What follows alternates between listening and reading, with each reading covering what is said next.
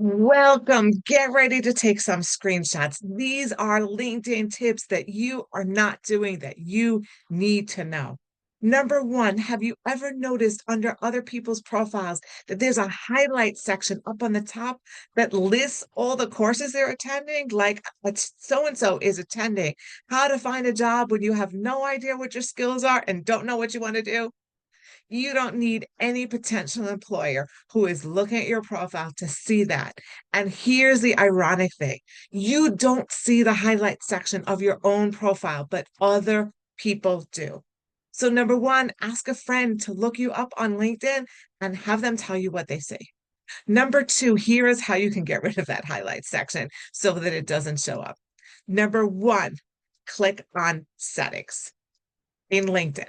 Number two, click on visibility. When you get to the visibility page, scroll down to profile and network. Turn off representing your organizations and interests, and then nobody will see those courses. You can keep that private. Everybody doesn't have to know everything that you're doing. Okay, that's tip number one. Tip number two, another great one, your skills. We're also concerned about putting our skills in that people will see them for the jobs, and you're allowed to put 100 skills. But people only see the first two skills unless they click on see more. So you want to make sure that you're prioritizing the skills in an order that makes sense for the jobs, and you're showcasing the rare or more valuable skills up on top. Okay, so here's how you can do this. You can go in and you can reorder your skills. Click on the skills section, click on the pencil, then click on the three dots, and then there's a reorder, and it's got a little up and down triangles like this, reorder. And then you can drag, there's a hamburger menu on the right, and you can drag your skills up and down so you're prioritizing them in the order that's important for the jobs you're applying to. Cool, right? Okay.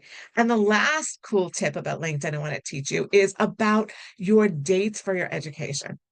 So if your college was more than 5 years ago, you want to keep the university and the degree, but you want to take out the dates. Here's how you can do that.